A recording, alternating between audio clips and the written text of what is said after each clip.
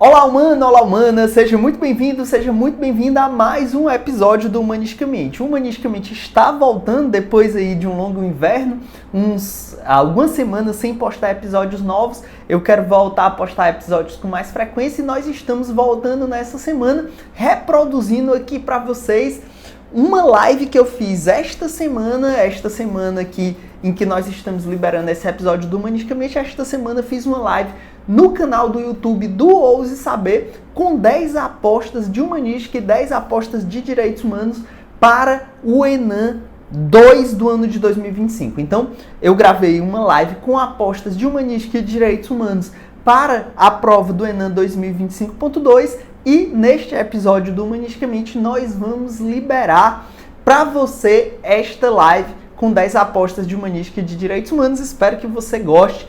Vai aí na sequência logo depois da vinheta para você. Vai! A gente vai fazer uma live aqui com muitas apostas para vocês. Muitas apostas mesmo. Fiz mais 10 apostas de humanística, mais 10 apostas de direitos humanos. A gente vai conseguir realmente trazer muito conteúdo para vocês. E quando eu digo mais apostas de humanística, mais apostas de direitos humanos, eu digo mais apostas justamente porque essas apostas que a gente vai trabalhar hoje aqui com vocês, elas são completamente diferentes das apostas que tem nos revisaços. Eu digo nos revisaços porque quem, por exemplo, está no nosso curso do Enem para esta prova agora do domingo, teve acesso aos nossos 2 revisaços, o revisaço que a gente fez para a prova anterior e o revisaço que a gente fez agora, que são apostas diferentes. E, além disso, são apostas diferentes do que eu fiz para o Dizer o Direito. Vocês devem saber que eu sempre colaboro com as revisões finais do Dizer o Direito. As apostas que eu estou trazendo aqui são diferentes também, tá? Eu quero que vocês me deem um alô aí no chat, me digam, estão me ouvindo bem, estão me vendo bem, a qualidade da imagem tá boa, a qualidade do som tá legal, tá tudo massa aqui para nossa conversa. Me digam aí, eu demorei muito para entrar. Galera, outra coisa que é importantíssima é o seguinte, tá? Este evento, ele já é um dos eventos, eu avisei ontem no meu perfil pessoal, que estas próximas semanas nós vamos ter muitos eventos que já fazem parte da nossa trajetória da Black Vitalícia do Ouse.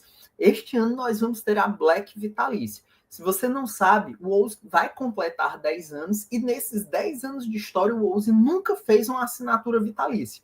Pela primeira vez e talvez pela última vez na nossa história, porque realmente o que a gente vai fazer é único e ele é algo voltado principalmente para as pessoas que já são da nossa base, que já nos conhecem, vocês que estão aqui.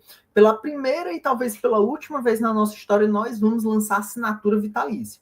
Vai ter a assinatura vitalícia de magistratura, de defensoria e de Ministério Público. Pela primeira e talvez pela última vez na nossa história, nós vamos ter a assinatura vitalícia. Assinatura vitalícia é isso mesmo que você está pensando. A gente vai te dar a oportunidade de investir uma única vez e com esse único investimento ter acesso a todos os cursos da sua área para o resto da sua vida. Sendo que, com o acesso a esses cursos, você vai conseguir a aprovação muito rapidamente. Então, você vai ter acesso a todos os cursos que você precisar até a aprovação. Felipe, dos cursos expressos de objetivos, dos isolados da minha área até prova oral, tudo que a gente lançar para a sua área, você vai ter direito. Não é como essas blacks que estão rolando por aí, que a galera desenterra um bocado de curso velho que está parado e coloca para você, não. É tudo que a gente vier a lançar, coisa nova. Tudo que a gente já tem e tudo que a gente vier a lançar. Então, é você despreocupado com o concurso público, com investimento em concurso público para o resto da sua vida. Se você quiser já ir se inscrevendo na nossa Black, que é você entrar nos grupos, receber todas as informações, receber as informações privilegiadas desse momento inicial que a gente está, você pode entrar nesse link que eu acabei de colocar no chat, tá bom? Então, nós já estamos aí com a possibilidade de você ingressar nos grupos, conversar com o nosso atendimento e começar já a se informar a respeito do acesso total, porque é uma oportunidade imperdível, tá? Então, esse é o primeiro aviso. Meu segundo aviso é que nós já vamos começar aqui as apostas, mas o meu segundo aviso é que na próxima semana eu vou fazer 3 lives, tá certo? Eu vou fazer 3 lives. Eu vou avisar para você nos próximos dias, muita live de conteúdo, muita coisa massa. Para vocês que são do Enan, por exemplo, tem a previsão de 2 lives sobre Enan na semana que vem. Uma na segunda para a gente trabalhar possíveis recursos. Então, você vai fazer o Enan agora, você obviamente vai estar de olho já em possíveis recursos, possíveis anulações. Próxima segunda, as nossas lives semanais são às terças, mas essa dos recursos já vai ser na segunda, certo? Nós vamos ter uma live sobre possíveis recursos comigo. E na terça, à noite, no horário da nossa live semanal, nós vamos ter uma live já para falar da preparação pré-edital para o próximo Enan, que, se Deus quiser, não vai ser o caso de vocês não vão precisar se preocupar com isso, porque, se Deus quiser, vocês vão conseguir a aprovação nesse domingo. Então, você saiba que vai ter essa live, porque quando você passar domingo, você já diz, tive com o Ouse aí nessa preparação, avisa para os amigos. O canal é o Ouse, vai para eles, então você já dá a dica para os seus amigos quando você passar e postar lá nas suas redes sociais, passei no Enan com a ajuda do Ouse, você já diz, eles vão fazer uma live terça, 20 horas, sobre a preparação já pré-edital para o Enan 2026.1. Então, você já avisa para eles também. Essas lives da semana que vem, ainda vai ter uma terceira que eu vou avisar nas redes sociais, vocês me acompanhem, mas essas lives vão fazer parte também dos nossos eventos dessa Black Vitalícia do Ouse, que terá o grande evento de apresentação da proposta da Black Vitalícia toda no dia 4 de novembro, às 20 horas, tá? No dia 4 de novembro, às 20 horas. Mas depois, mais adiante, eu falo mais um pouquinho da nossa Black Vitalícia.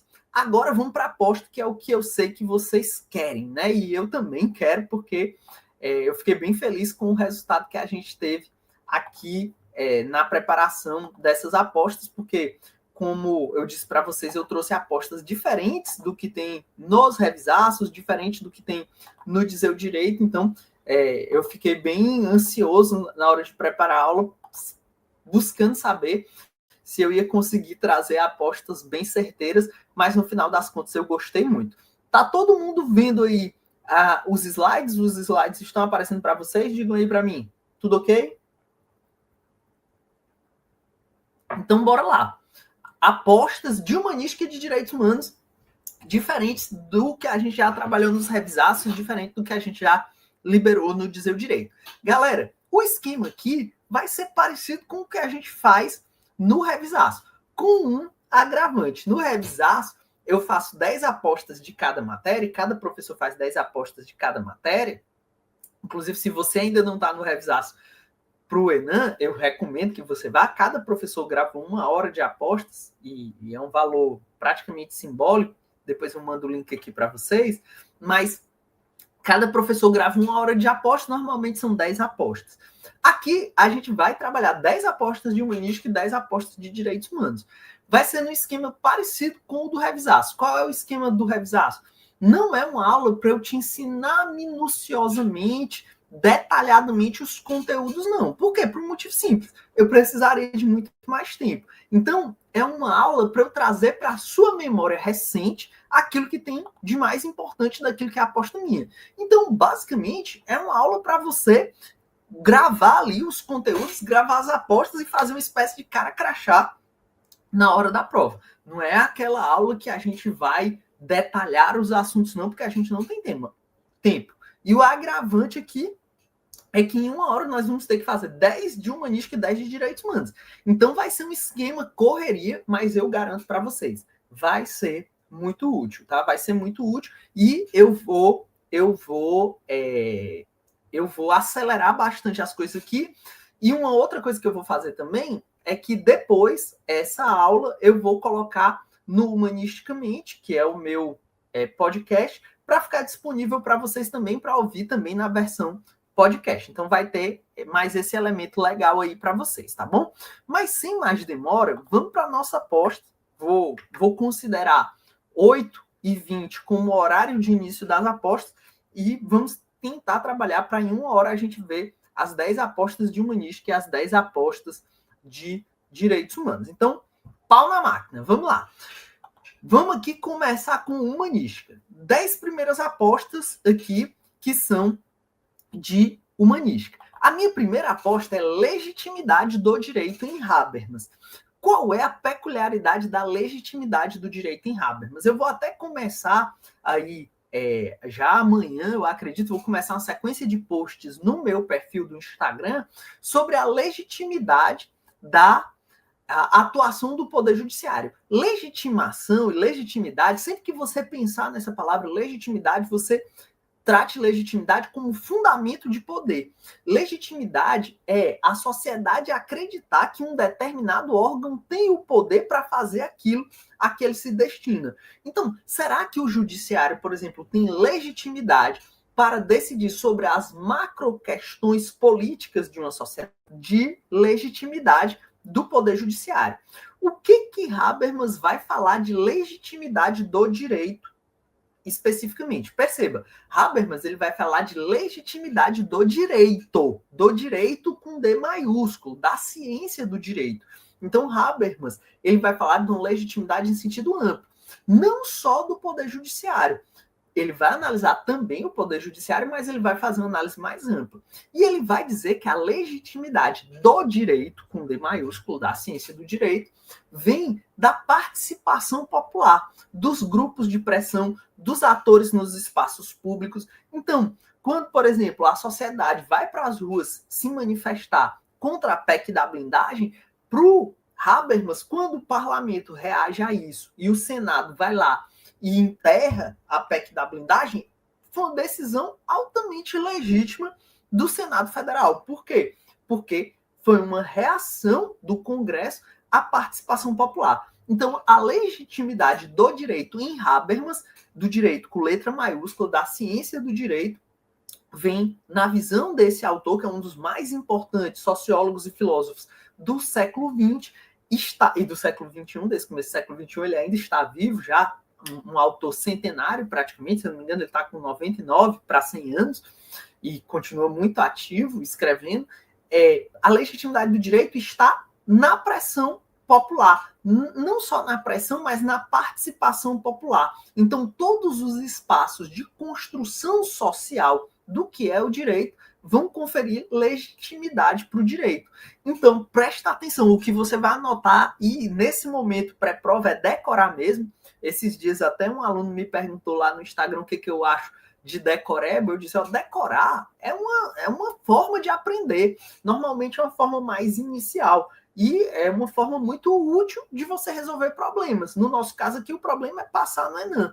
Depois você vai buscar se aprofundar, você vai precisar até para passar para a magistratura e vai entender melhor esses conceitos. Mas para a prova do domingo, nesse momento, eu quero que você decore. Legitimidade do direito em Habermas vem da participação popular. Qual é o espaço mais sensível à participação popular? É o Congresso. Então, para o Habermas, a legitimidade do direito se encontra principalmente na participação popular por meio do Congresso, principalmente por seus representantes eleitos. Então, o judiciário, na visão de Habermas, não é o espaço por excelência para encontrar essa legitimidade do direito. Por isso, Habermas é enquadrado como um daqueles autores chamados de procedimentalistas. Anota aí, Habermas é procedimentalista porque ele acha que a legitimidade do direito está no processo legislativo, onde a população tem mais permeabilidade para participar. Por quê? Porque o judiciário, em regra, não tem essas aberturas amplas de participação social. Felipe, mas eu já li em algum lugar, não estou lembrando bem, de que o judiciário, justamente por conta desse tipo de crítica de Habermas, buscou criar mecanismos para dialogar com a sociedade. Isso é verdade? Sim, isso é verdade. Existe, por exemplo, o amicus curiae, as audiências públicas, a participação de especialistas para falar nas ações de controle concentrado de constitucionalidade. Na Lei 9868, que é a lei do controle concentrado de constitucionalidade, se diz que o STF pode, inclusive, consultar outros tribunais a respeito dos temas. Tudo isso é uma forma de abrir o judiciário à participação pública. Mas isso são, digamos, remendos à crítica que Habermas fez. Para Habermas, a legitimidade do direito está no parlamento por meio da maior possibilidade de participação social. Todo mundo entendeu isso aqui? Legitimidade do direito em Habermas é, por excelência, no parlamento. O judiciário tenta criar mecanismos de abertura por meio do amicus curiae, das audiências públicas, etc., mas, ainda assim, na teoria original de Habermas, a legitimidade está no parlamento e não no judiciário, porque Habermas é um autor. Escrevam aí para ver se vocês entenderam mesmo. Escrevam no chat. Habermas é um autor, o quê? Como é que a gente classifica Habermas, graças a essa sua compreensão da legitimidade do direito? Habermas é um autor procedimentalista. Os procedimentalistas, eles se contrapõem a quem? Aos substancialistas. Os substancialistas, aqui já é uma outra dica, tá? Os substancialistas são os autores que entendem que cabe ao judiciário decidir a substância do direito, decidir as macropolíticas do direito. Por exemplo, Dworkin é um autor substancialista, certo? Então, Dworkin é um autor substancialista. Então, anotou isso aí, vamos para a nossa próxima dica. A próxima dica é a teoria da moldura de Kelsen.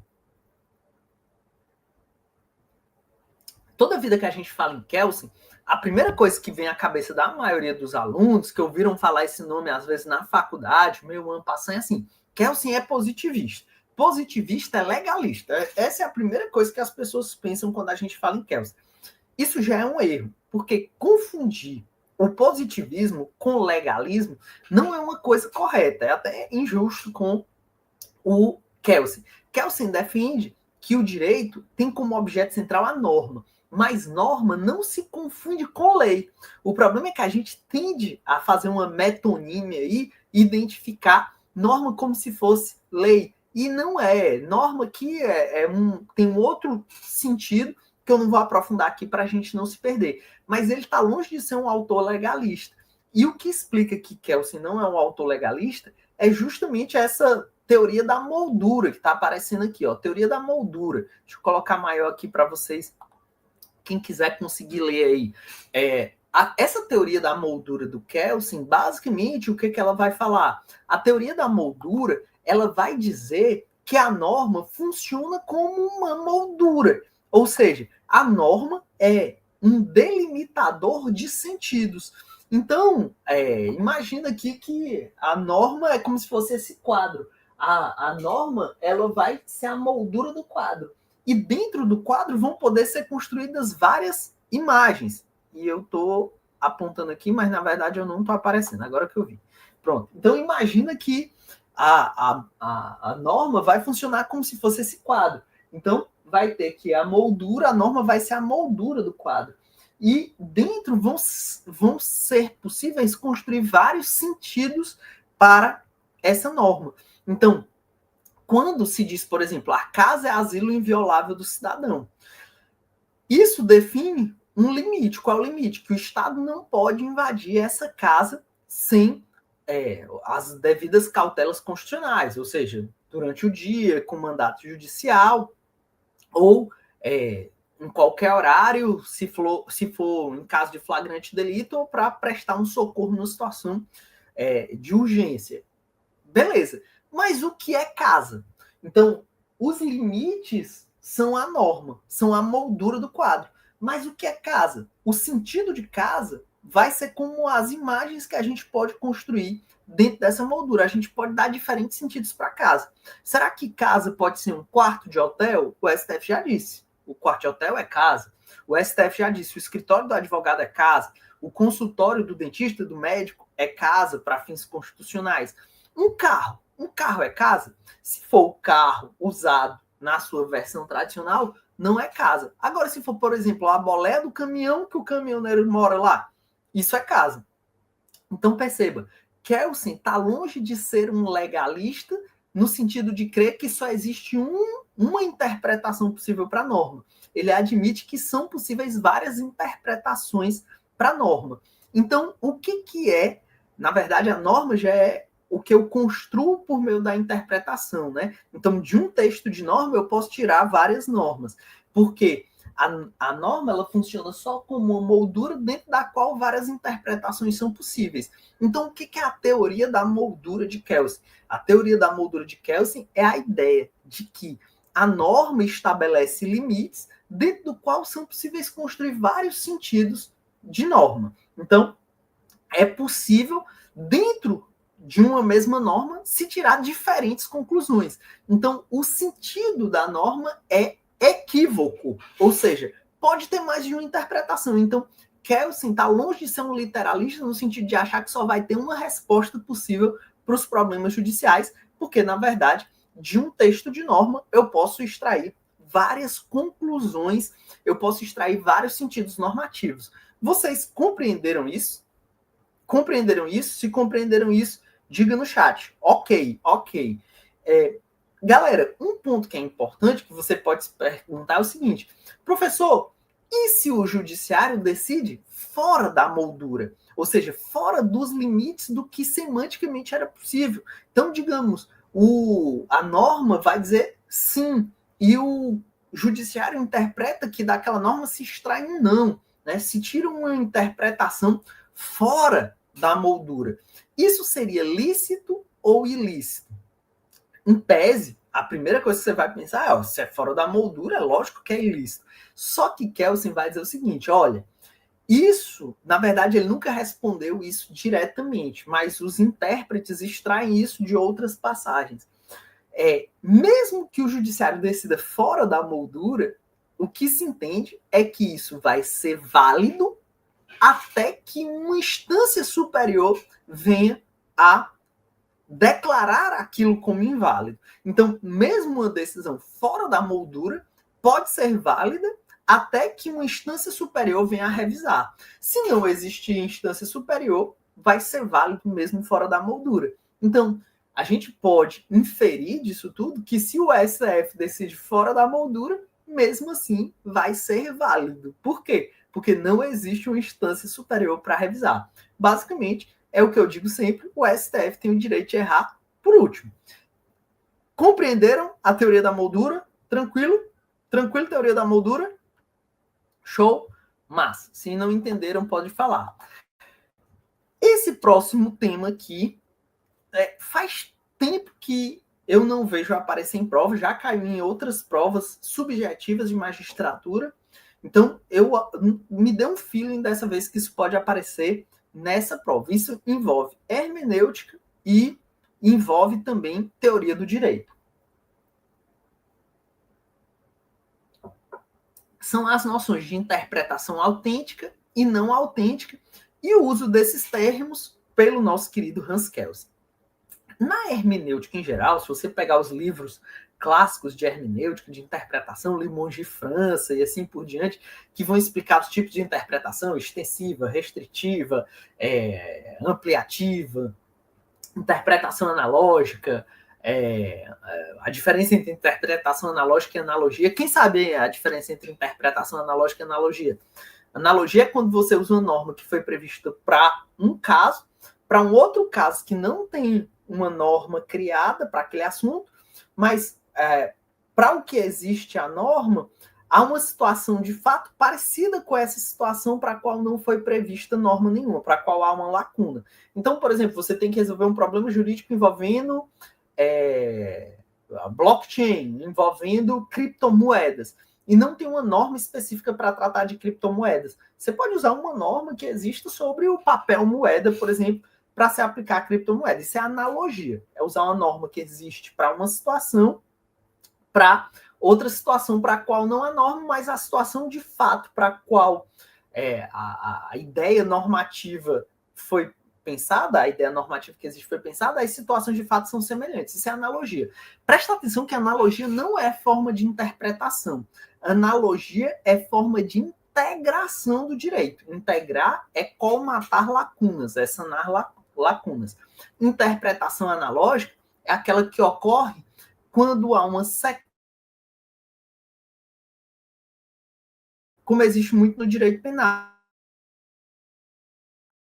O crime vai ser mais grave, por exemplo, se for praticado com tortura, asfixia, explosão ou outros meios insidiosos. Essa cláusula de abertura, depois de uma sequência exaustiva de termos, isso vai gerar uma interpretação analógica. Os outros meios insidiosos, você vai conseguir fazer um raciocínio e encaixar ali dentro.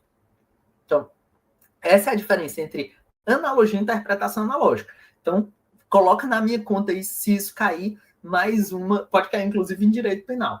Coloca na minha conta se cair mais esse tema. Mas o que eu ia falar era da interpretação autêntica e da não autêntica. Porque dentro dessas diferentes classificações de interpretação, tem uma que sempre tem nos livros mais tradicionais, certo? Como, por exemplo, que é a interpretação autêntica e não autêntica. O que é interpretação autêntica e não autêntica? Interpretação autêntica e não autêntica na hermenêutica, na interpretação tradicional, interpretação autêntica é aquela que é feita por quem criou a norma, certo? Isso é interpretação autêntica, é aquela que é feita por quem criou a norma. Então, se quem criou a norma foi o Congresso,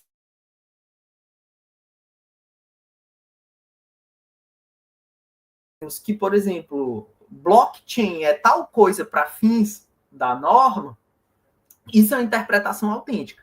Então, as exposições de motivos costumam ser interpretação autêntica, os preâmbulos costumam ser interpretação autêntica. Isso é interpretação autêntica. E na história houve situações em que a interpretação autêntica era muito importante, era importantíssima. Anota aí, porque isso pode cair por si só em prova também. Era a época da chamada escola da exegese, que é aquele positivismo mais rústico que existia lá depois da Revolução Francesa, na época do Código Napoleônico. Ali sim era literalismo, diferente de Kelsen, que não era legalista, que não era literalista. A escola da exegese era literalista. Tanto que era o famoso juiz boca da lei. O juiz, segundo o que se pensava naquele momento, não podia interpretar a lei. Ele só aplicava a lei. Se o juiz tivesse dúvida, o juiz boca da lei tivesse dúvida da interpretação da lei, o que ele deveria fazer? Consultar o Congresso. Ele deveria consultar o parlamento, para o parlamento fazer uma interpretação autêntica. Então, quem fazia interpretação naquela visão da escola da exegese era o parlamento que fazia uma interpretação autêntica. E não autêntica seria toda interpretação feita por quem não criou a norma. Então, para os autores de hermenêutica em geral, interpretação autêntica é feita por quem criou a norma. Se o juiz não foi quem criou a norma, para os autores de hermenêutica em geral, a interpretação do juiz é não autêntica. Beleza. Então, interpretação autêntica é quem criou a norma. Interpretação não autêntica, todo aquele que não criou a norma que está interpretando. Para Kelsen não é assim. E o que pode aparecer de pegadinha para a sua prova é que Kelsen usa esses termos de uma maneira diferente, certo? Kelsen usa isso de uma maneira diferente. Como é que Kelsen usa isso?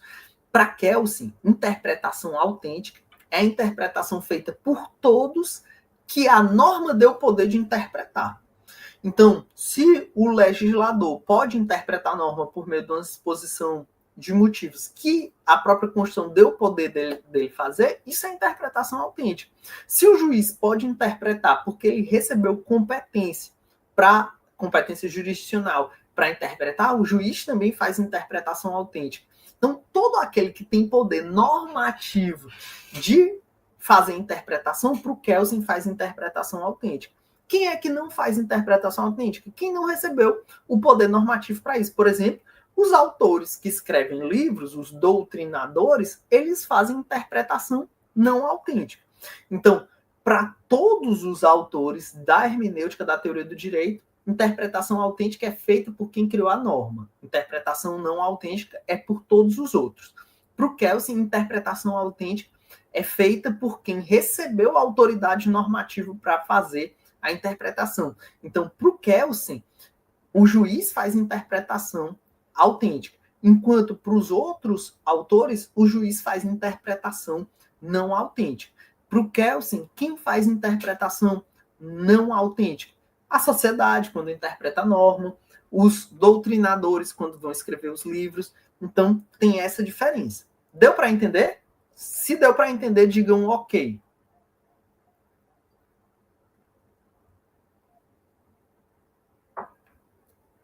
A Úrsula fez uma pergunta sobre a minha aposta anterior. Minha aposta anterior era a história da teoria da moldura. Ela está perguntando se o efeito backlash, que é a reação à decisão judicial, não seria um limitador. Não nos termos da teoria da moldura de Kelsen, porque nos termos da teoria da moldura de Kelsen, só é limitador o texto da norma, tá? Então, não nesse sentido que você perguntou, tá, Úrsula? Próxima aposta, características do pragmatismo jurídico. Características do pragmatismo jurídico. O que acontece? Presta atenção. Esse tema aqui já caiu em prova FGV, então teve uma sequência que, na verdade, apareceu umas 2, 3 provas seguidas e já faz aí, eu acho que mais de um ano que não aparece, então duvido nada que venha, porque é um tema que está relacionado ali com a análise econômica do direito, isso tem caído pouco em prova, talvez volte agora nessa prova do Enem. São 4 características do pragmatismo jurídico. Lembrando, pragmatismo jurídico é a teoria que foi desenvolvida por Richard Posner com inspiração no pragmatismo filosófico. O pragmatismo filosófico é uma corrente da filosofia que existe nos Estados Unidos, que foi muito desenvolvida por um autor chamado John Dewey, e o pragmatismo filosófico, por sua vez, foi inspirado no utilitarismo. Então, aqui tem uma genealogia. O utilitarismo, que foi desenvolvido pelo Jeremy Bentham, do utilitarismo nasce o pragmatismo filosófico, do pragmatismo filosófico nasce o pragmatismo jurídico. Então, decora aí, bota o modo decoreba para funcionar, sem preconceito com o decoreba de véspera de prova. O decoreba de véspera de prova já salvou muita gente, né? Depois você vai correr para entender isso aqui melhor, para enraizar o conhecimento. Daqui para domingo, o importante é você estar com isso aqui na cabeça viva. Utilitarismo, Jeremy Bentham. Pragmatismo filosófico, John Dewey. Pragmatismo jurídico, Richard Posner. Mas o utilitarismo, ele deixou no DNA, assim como uma boa árvore genealógica, o DNA vai ter muitos elementos que vão se manter geração após geração, ele deixou um elementozinho, um germezinho ali, um cromossomo nesse DNA, que é o cromossomo do consequencialismo. Os utilitaristas, eles são consequencialistas, eles estão sempre preocupados com as consequências de cada decisão.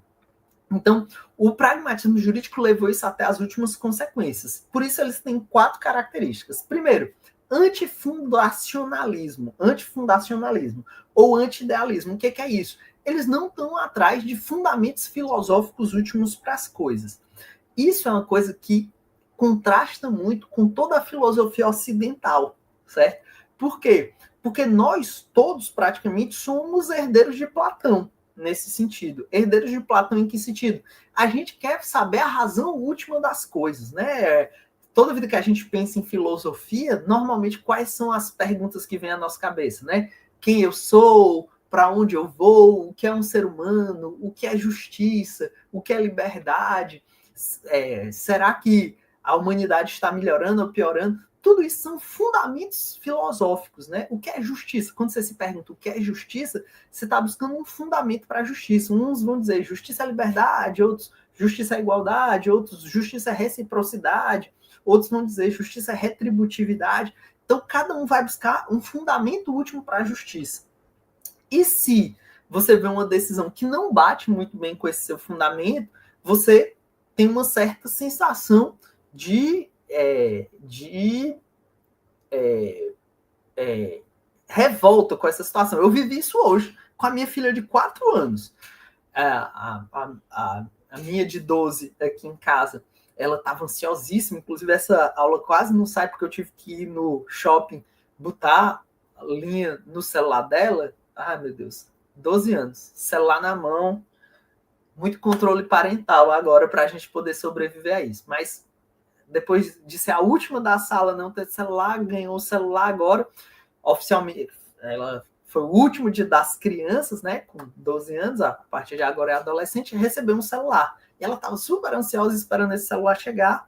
E aí eu disse, brincando dentro do carro, para testar a pequenininha de 4 anos, né? Eu disse, ó, vai chegar o celular da Mel, mas eu vou pegar o celular da Mel para mim. Eu vou ficar com 2 celulares, a Manu, que é a minha esposa, vai ficar com um, e a Mel vai ficar com nenhum celular. Aí a pequenininha, 4 anos, disse, não. Cada um tem que ter um celular. Por que você vai ter mais celular que os outros? Aí eu disse, Maria, se um tem muito e o outro não tem nada, o que é isso? Aí ela ficou pensando, né? Aí pai é besta, vai dar uma ajudinha, né? Isso é injustiça. Ela completou, injustiça. Eu, pronto, você está pronta para fazer direito, né? Porque você já entendeu o conceito de justiça e injustiça. Ou seja, eu, como um bom pensador de ideias mais sociais e mais à esquerda, né? Diz Bobbio que as pessoas mais à esquerda tendem a ser mais a compreender a vida como uma busca por igualdade, enquanto as pessoas mais à direita entendem como mais natural as desigualdades entre as pessoas. Tentei transmitir para ela um valor, justiça como igualdade. Justiça como igualdade. Então, Maria, com 4 anos, mas perceba, partiu dela, né? Ela disse, não, é errado, não tem mais que o outro. Isso é injustiça. Partiu dela, com 4 anos. Então, eu tentei passar para ela essa ideia de justiça como igualdade. E, na verdade, eu tentei traduzir para ela o que ela estava sentindo, eu acho, né? Ou então estava enviesando mais a menina, não sei. Mas o trabalho dos pais é enviesar mesmo. Então, o que acontece? O que acontece é que isso é uma busca por um fundamento útil. Isso é a ideia do fundacionalismo. Os pragmatistas, eles são antifundacionalistas. O que isso quer dizer? Eles não estão nem aí qual é o fundamento útil. Eles não estão nem aí para saber se a decisão é justa ou injusta. Eles estão preocupados para saber o quê? A decisão resolve o problema ou não resolve o problema? É isso. Então, os pragmatistas, eles não querem saber os fundamentos filosóficos últimos das decisões. Eles querem saber as consequências da decisão, quer saber se a decisão vai resolver ou não. Então, o próprio Posner dizia, eu sou o anti-Platão, eu sou o oposto de Platão. Platão queria o fundamento último das coisas, eu não quero. Eu quero resolver os problemas. Daí vem todos os outros desdobramentos. Contextualismo, se eu quero resolver o problema, eu tenho que conhecer o problema. Para conhecer o problema, eu tenho que entender o contexto do problema. Então, eles são contextualistas, eles decidem de acordo com a situação concreta, e não com base no que seria o ideal, não com base no que seria o dever moral do juiz, não. Eles querem resolver o problema, certo?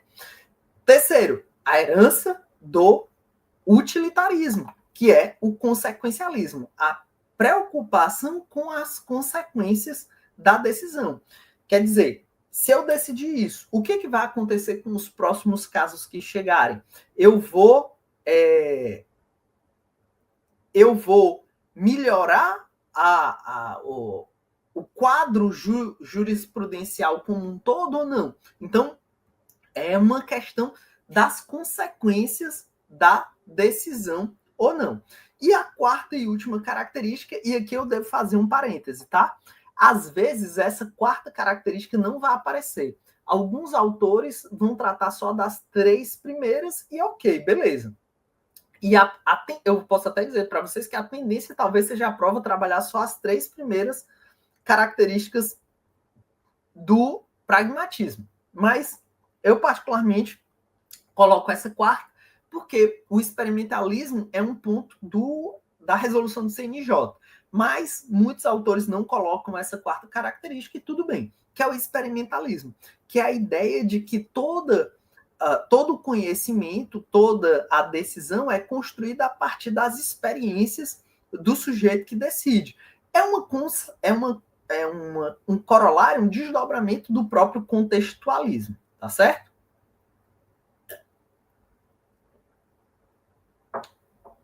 O João está perguntando aqui o que eu espero de nível de prova. Eu espero mesmo nível de prova, que é nível de primeira fase de FGV.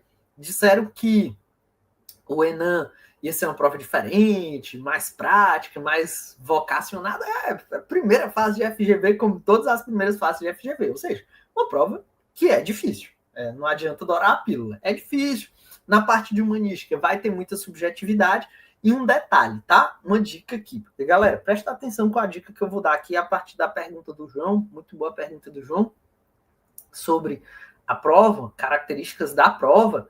A prova de humanística da FGV é uma prova que ela é uma prova que ela, às vezes, ela é mais de interpretação de texto do que do conteúdo em si. Você tem que ter o conteúdo, mas eles colocam o conteúdo de uma maneira rebuscada, numa escrita truncada, que às vezes faz você errar pela forma como está redigida a questão. Então, o que eu recomendo que você faça?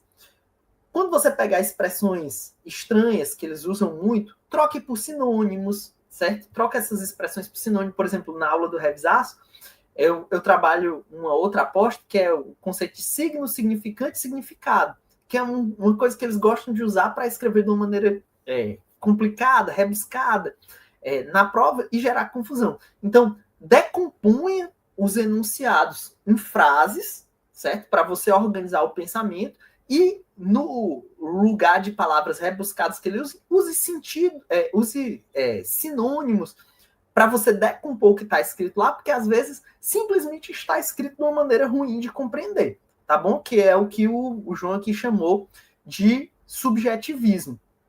Não é bem subjetivismo, é que é mal escrito, certo? Então você tem que traduzir aquilo ali para uma linguagem de gente. É basicamente isso. Sinceramente, assim, o que eu acho é que eles estão fazendo essas questões com inteligência artificial. Porque a linguagem é muito parecida com linguagem de inteligência artificial. Linguagem rebuscada, cheia de juridiquês e que simplesmente complica coisas que não são tão difíceis assim, tá bom? Então, essa é a minha dica. Nossa próxima aposta. Também já faz um tempo que não cai, por isso eu estou trazendo aqui como aposta para vocês. Heurísticas e vieses, mais especificamente viés da confirmação. Isso aqui parte de um estudo de um autor que, inclusive, foi Nobel, a gente veio aí agora da sequência das premiações de Nobel, ele foi Nobel de Economia. Só que ele não trabalha aquela economia clássica, que é a economia de impacto na economia social, não é tanto isso. O lance dele é a economia comportamental. O que faz com que as pessoas tomem decisões em cenários de racionalidade limitada. Né? Por que racionalidade limitada? Porque a gente não tem acesso a todas as informações para tomar as decisões. A verdade é essa. Né? Se você vai num supermercado, por exemplo, atrás de um vinho ou de uma cerveja diferente, você não tá querendo naquele dia tomar Itaipava, tá querendo tomar um negocinho melhor, e aí você vai atrás de uma cerveja lá no supermercado, você dificilmente vai saber todas as cervejas que tem no supermercado, você dificilmente vai saber o preço de todas, você dificilmente vai saber como é que os supermercados da região estão, ou seja, você não tem todas as informações. Qual é a sua tendência? Olhar todas que estão ao alcance da vista, ainda tem isso, ao alcance da sua vista, ver ali das que você conhece que são melhorzinhas, pode ser que tenha uma ótima lá que você não conhece, das que você conhece que são melhorzinhas, que estão com preço melhor. É ou não é assim que a gente toma decisão? Os supermercados sabem disso. Tanto que o que eles fazem mais? Colocam ao alcance da vista aqueles que têm ali um preço um pouquinho intermediário. As mais baratas costumam ficar onde? Embaixo. Por quê? Porque eles sabem que dificilmente você vai se abaixar para olhar. Então, dica quando você for no supermercado que vende a economia comportamental. Olha as prateleiras de baixo que elas costumam ter os produtos mais baratos. Então, o que acontece? Isso é um cenário de economia comportamental. A gente toma decisões, tanto na vida cotidiana, ir para o supermercado, dirigir um carro, ou atuar como juiz e tomar decisões que vão resolver a vida das pessoas, com base num cenário de informações informações limitadas. Então, é um cenário de racionalidade limitada. Então, o que faz a gente tomar decisões? O Daniel Kahneman, com o seu parceiro de toda a vida aí de pesquisa, que era o Tversky, eles perceberam que existem dois sistemas que funcionam no cérebro, o sistema 1 e o sistema 2. O que é o sistema 1? O sistema 1 é a forma de pensar rápida, é a tomada de decisões automatizada que todo mundo tem. Vou dar um exemplo. Se você dirige, se você tem carteira de motorista e dirige há um tempo, você sabe que você, quando dirige, você não pensa mais em pisar no acelerador, você não pensa mais em pisar no freio, é tudo automatizado, porque aquilo ali está num processo de tomada de decisão rápida. É diferente, por exemplo, quando você vai, por exemplo, estudar teoria do delito. Né? Não tem como estudar a teoria do delito rápido, né? É aquele horror de teoria. Você tem que ver com calma, parando, pensando nessa aquela fumacinha da cabeça. O juiz, quando vai decidir, é a mesma coisa. Ele tem que decidir com calma. Isso é o sistema 2, é o sistema das decisões detalhistas, das decisões mais calculadas. Esses sistemas, e principalmente o sistema 1, ele existe por quê? Porque ao longo da evolução do ser humano, ele teve que tomar uma série de decisões rápidas, porque senão ele morria. Se o ser humano ouvia um barulho, lá na época das cavernas, né? Ele ouvia um barulho atrás de um arbusto, se ele fosse parar para pensar, será que é um urso que vem ali de trás? Já tinha acabado. A história dele ali já tinha acabado, não tinha deixado descendência. Ouvir um barulho atrás de um arbusto, corre. É o sistema 1, tomada de decisão rápida. Já para problemas mais complexos, sistema de decisões 2, em regra, você tende a achar que uma sentença seria construída com base no sistema 2, né? Só que várias vezes o sistema 1 interfere. Por quê? Porque o sistema 1, ele toma decisões rápidas por meio das chamadas heurísticas. Heurísticas, ou a expressão em inglês é shortcuts, são atalhos de tomada de decisão. É você, quando vê uma panela no fogo, no fogão, você não vai colocar a mão porque você já sabe que ela está quente, você vai se queimar. Isso é uma heurística. Quando é um shortcut, quando é uma economia de energia que funciona, é uma heurística. Agora, se essa heurística ela é falha, é um atalho de raciocínio errado, é um viés. Então, quando você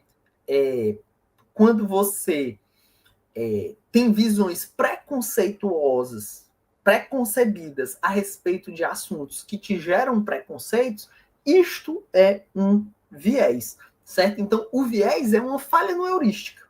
O viés é uma falha na heurística. E tudo isso está dentro da análise econômica comportamental.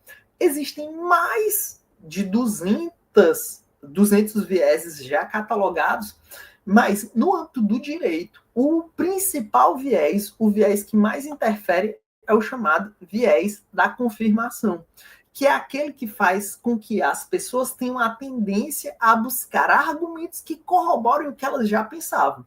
Então, se você é um cara preconceituoso com o nordestino, por exemplo, e eu uso o exemplo de nordestino porque eu sou nordestino, né? Então, se você é preconceituoso com o nordestino, você vai buscar argumentos que corroborem essa sua tese, né? Então, assim, você vai pensar todos os nordestinos que você conheceu que reforçam os preconceitos que você tem com o nordestino, né? Sendo que pode existir, e existem milhares de outros que depõem contra o que você pensa, mas você vai buscar aqueles argumentos que corroboram o que você pensa. E isso é especialmente problemático na área criminal. Então, por exemplo, você é um juiz na vara criminal que julga centenas de casos ali por mês.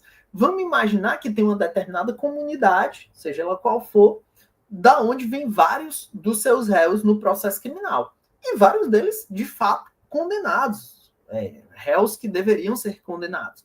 Você julga sempre ali pessoas que vêm daquela comunidade que, de fato, praticaram crimes, comprovados, etc.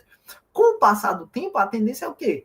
É que você fique condicionado a crer que as pessoas que vêm daquela comunidade tendem a ser, de fato, culpadas. Isso é um viés. Isso é um viés da confirmação.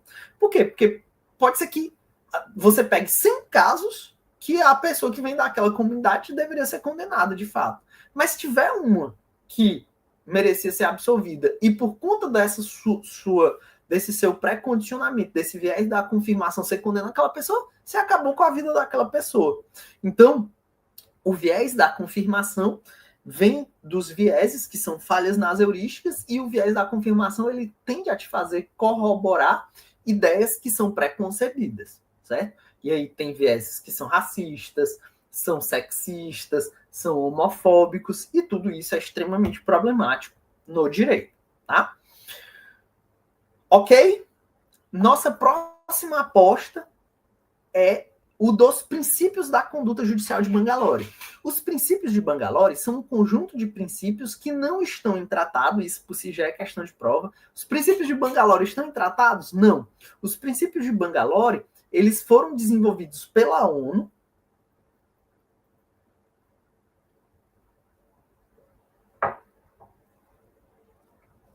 eles começaram a ser produzidos em 2000 em Viena, mas foram formalizados em 2001 na cidade de Bangalore, na Índia, daí o seu nome. É basicamente uma espécie de guideline ético, de princípios éticos que todo o judiciário e todos os juízes devem ter, mas que está positivado numa declaração da ONU, ou seja, é uma norma com força de soft law. Em alguns ENANs atrás, se perguntou, por exemplo, se o documento que trata de direitos humanos das empresas era hard law ou soft law, que são os princípios de Rudd, é soft law. Isso pode ser perguntado com relação aos princípios de Bangalore. É hard law, soft law, ou seja, não tem força vinculante, são recomendações, são determinados princípios que foram estabelecidos pela ONU como orientações éticas gerais para os juízes. Primeiro, independência. Independência é a ideia de que o judiciário não deve sofrer pressões externas, ou seja, legislativo e executivo não devem pressionar o judiciário. Por exemplo, independência judicial é um requisito do Estado de Direito. É o judiciário não sofrer pressões externas. Você não pode nunca confundir independência judicial com imparcialidade. Eles são termos que na linguagem comum eles podem gerar confusão, mas na linguagem jurídica não. Porque independência judicial, quem tem é o poder. E é uma questão externa. Eu poder judiciário, eu juiz, não sofrer pressões para decidir num sentido ou no outro. Imparcialidade, por sua vez, é algo interno. É um compromisso meu comigo mesmo. É se eu tenho uma animosidade ou um instinto de beneficiar alguém. Então, independência judicial é externa. É pressão de outros poderes, ou mesmo da sociedade, para decidir num sentido ou em outro. E imparcialidade é uma característica subjetiva do julgador. É o que eu decido e o que eu vejo em mim mesmo com uma tendência a beneficiar ou prejudicar uma das partes. Então tem que ter independência e tem que ter imparcialidade. É lógico que se não há independência, dificilmente vai haver imparcialidade. Então a imparcialidade tende a ser afetada pela independência, mas não são sinônimos, são coisas diferentes. Integridade é a honestidade do juiz. Os juízes devem ser íntegros, e isso envolve integridade, moralidade. Idoneidade, isso pode cair em prova. Idoneidade envolve a vida pessoal do juiz, ou seja, a imagem pessoal do juiz pode impactar na sua função judicial, então a importância do juiz ter uma vida pessoal também ciosa da sua função de juiz. Igualdade, que é não tratar as partes de maneira a beneficiar um ou prejudicar o outro por serem essas ou aquelas pessoas. Competência que não é a competência jurisdicional, tá? É a competência de capacidade técnica. É estar sempre se qualificando, é sempre buscando uma preparação adequada, e a diligência, que é sempre cuidar dos seus afazeres profissionais, né? Ou seja, não reter processos indevidamente, não ficar com procrastinação e coisas do tipo, tá? Então, esses são os princípios de Bangalore.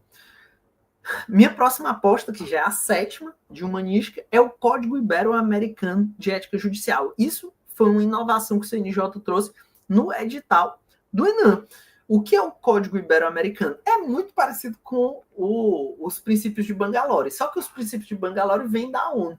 o Código Ibero-Americano de Ética Judicial é uma proposta doutrinária, mais especificamente do Manuel Atienza, que é um grande jurista espanhol, e do Rodolfo Luiz Vigo.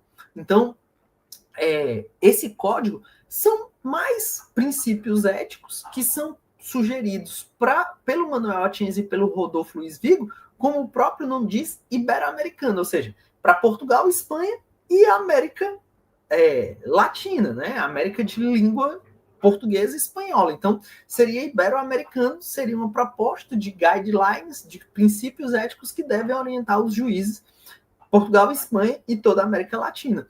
Como são basicamente os mesmos princípios, com uma diferençazinha ou outra, para os princípios de Bangalore, eu só vou citar eles aqui para você ter na sua memória recente.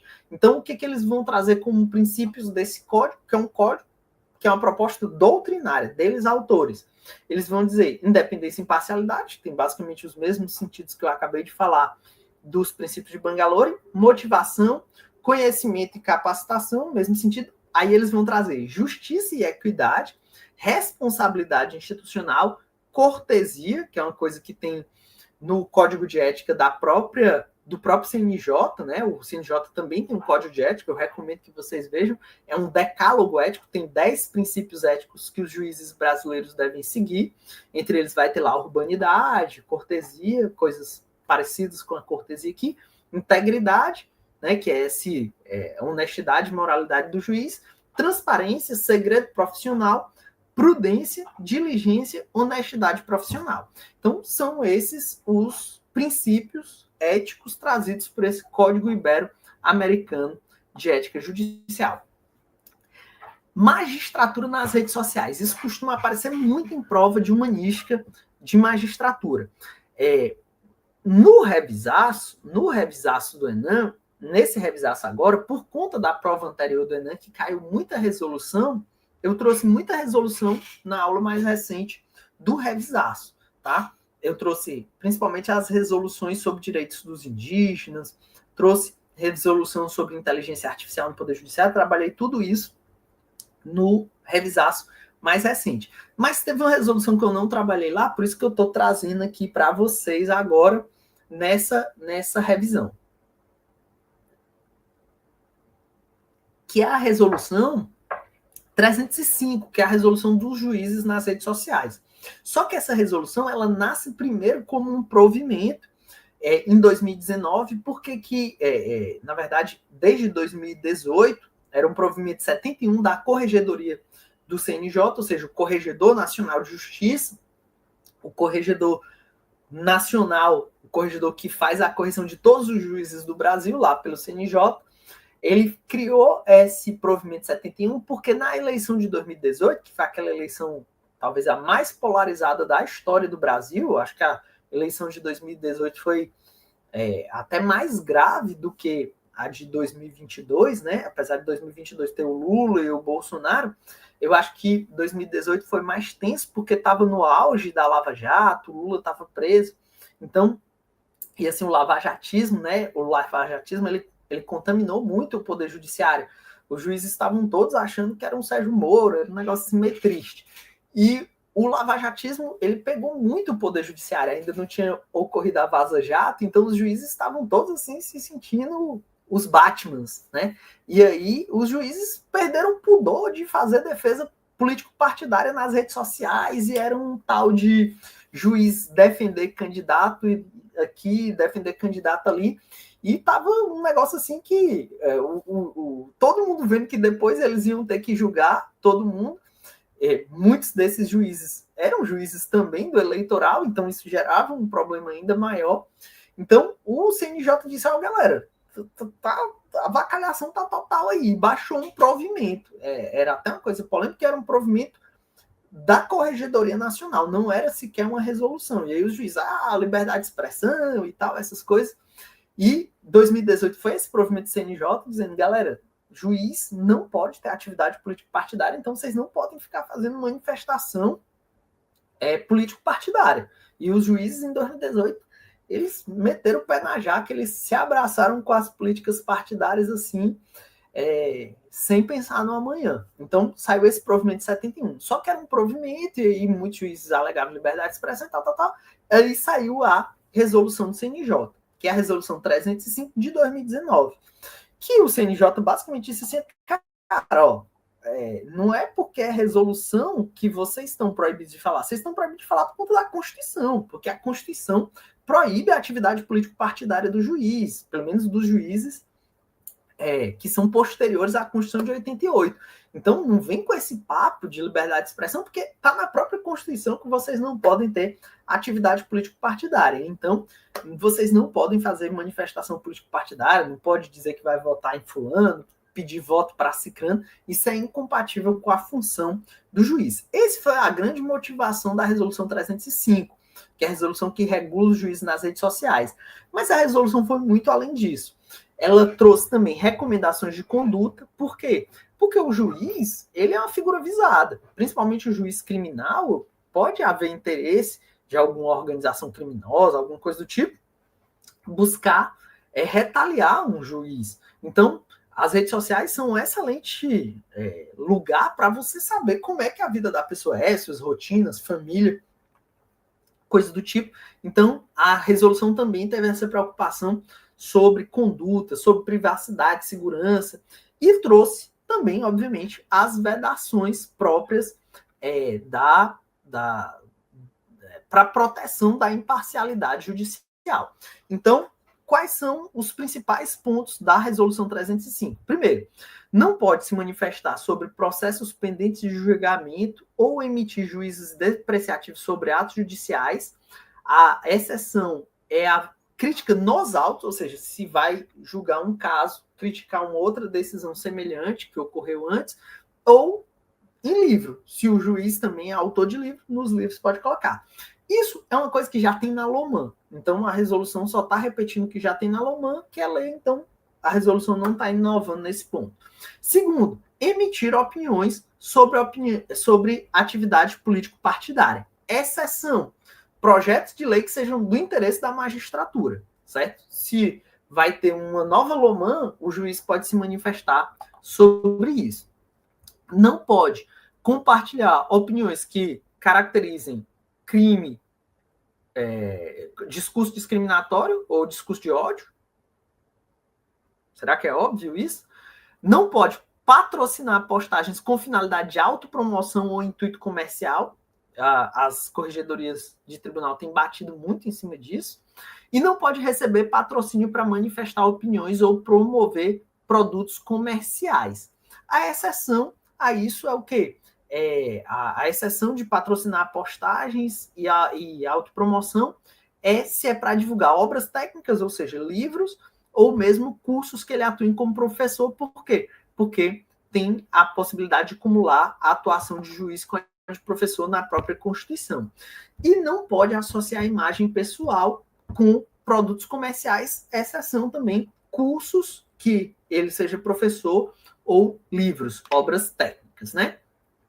Penúltima aposta de humanística é a eleição para os tribunais de justiça. Tribunais de justiça com mais de 170 desembargadores em efetivo exercício tem que ter eleições para os seus cargos diretivos, né? Essas eleições, né, elas são realizadas entre os membros do Tribunal Pleno, por maioria absoluta, voto direto e secreto por um mandato de 2 anos, vedada mais de uma recondução sucessiva. Por que houve essa emenda na Constituição, que foi a emenda constitucional 134 de 2024? Para evitar que o mesmo grupo político fique indefinidamente. Então, um presidente, os seus diretores, eles podem ficar por até 2 mandatos, e cada mandato vai ter 2 anos. Lógico, pode ficar sucessivamente, né? Ele pode ficar, digamos, 4 anos, 2 mandatos, vem outro grupo e depois ele fica mais 4 com 2 mandatos.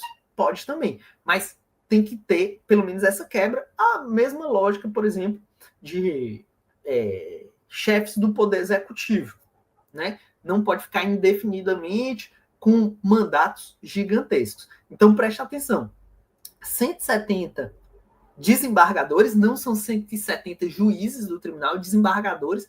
Então, basicamente, isso aqui vai afetar o TJ Rio de Janeiro e o TJ São Paulo, porque, por enquanto, outros tribunais não têm esse número de desembargadores. Então, por enquanto, é para o TJ São Paulo e para o TJ Rio de Janeiro. Todo mundo disse que isso aqui foi porque no TJ Rio de Janeiro era um grupo, era o mesmo grupo, inclusive a mesma pessoa que ficava indefinidamente. Então, foi para limitar essa continuidade indefinida no cargo. Então, tem que ter 170 desembargadores. A eleição é só entre membros do Tribunal Pleno, né, que é aquele que o Tribunal Pleno é a reunião deles, né, entre os membros do Pleno. O voto é por maioria absoluta, direto, secreto, mandato no máximo de 2 anos e vedada mais de uma recondução sucessiva. Então, essa foi a emenda constitucional 134 de 2024. E para encerrar as apostas de humanística, uma coisa que tem caído muito em prova FGV de humanística, que é os métodos de interpretação especificamente constitucional, que é o método tópico problemático. Como é que a gente vai fazer para memorizar isso aqui? Cada método eu vou falar a ideia central e o autor que desenvolve. Por quê? Se você souber o nome do método, a ideia central e o autor, provavelmente você vai conseguir acertar a questão. Método tópico problemático foi desenvolvido por Theodor Fiveg e a ideia é resolver problemas a partir do caso concreto. Então, é algo oposto à lógica do positivismo. A hermenêutica positivista, ela vai da norma para o caso concreto. No método tópico, você vai do problema para a norma. Então, o método tópico problemático, ele parte do problema para a norma. Isso é muito importante para o direito constitucional. Por quê? Porque no direito constitucional, o caso sempre vai definir como você interpreta a norma. Por quê? O que prevalece? Liberdade de imprensa ou intimidade de vida privada? Não tem uma resposta a priori para isso. Só no caso concreto a gente vai saber.